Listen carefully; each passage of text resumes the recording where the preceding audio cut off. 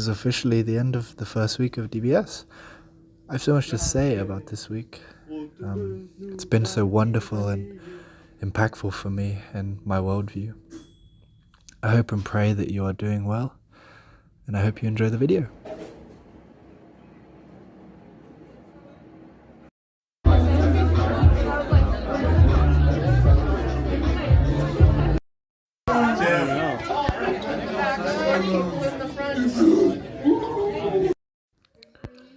I think that the first thing I want to share about really is from the lectures.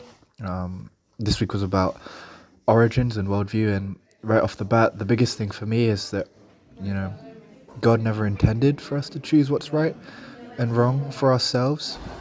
Like he wished for us to trust him and work with him. And still in this, he gives us the choice, whether we want to trust with him or whether we just want to make our own path. And for me, this relates, so much to the story of Job, where he's grappling with why all of this stuff is happening to him. We have this comfort in seeing, as the reader at the start of the book, what is really going on with Satan talking to God. But to be in Job's shoes in the midst of that is such a heartbreaking thing to think about, He's in this dark kind of place and he has no idea why all of this is happening. But in the end, God reveals himself in such a powerful way, and Job can only respond that he spoke about things he did not understand. And it's so powerful for my life as I see that wisdom really only belongs to God, that understanding only belongs to God, and God wished for us to walk with him in that. It's very interesting to think about.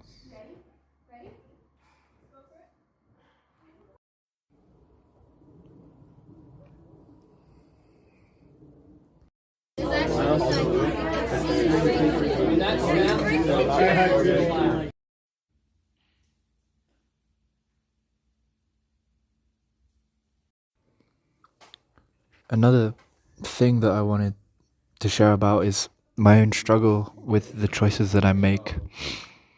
With everything we do, we either move towards God or away from him, and so often in my life I see that I obey him and his voice, and because of that I start facing the wrong way, I start looking at life the wrong way.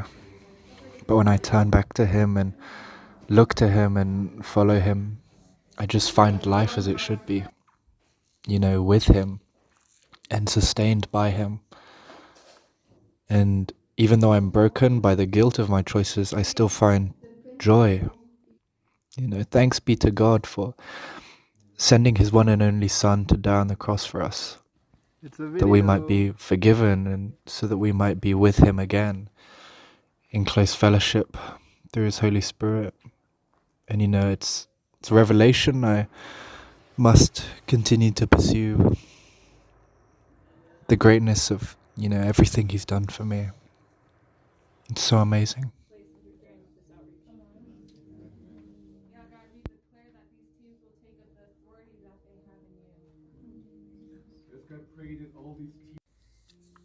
I'd also just like to share on tests and trials for me this week. I'm just reminded of the passage in James about testing and temptation in James 1, around verse 12, 13, 14, that God has really been testing me in two areas recently and bringing things up to me.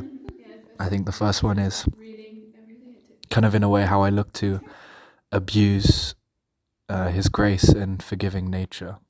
And secondly, how I struggle to accept his forgiveness and grace because of my guilt. It's so funny. I grapple on one side and I kind of accept it on one side, and then on the other side I grapple with it. It's crazy. And God really showed me that on one side is pride, and also on the other side is pride. Like, I'm prideful to choose what I want and make my choice and take advantage of his grace, that he will always restore me. And yet on the other side, my pride says that I am not deserving,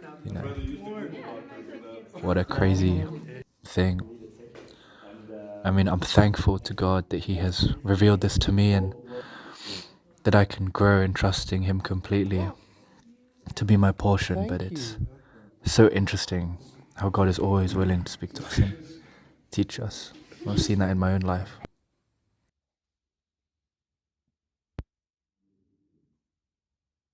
And I'd just like to close by saying a big thank you to all of you, really. I really hope that I can capture what God is doing in my life in this season and that I can share it with you in the best way possible.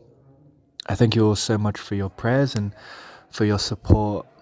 I'm so grateful because I wouldn't be who I am or where I am without you all. And I just want to encourage you all to continue to pursue God and to be open before Him.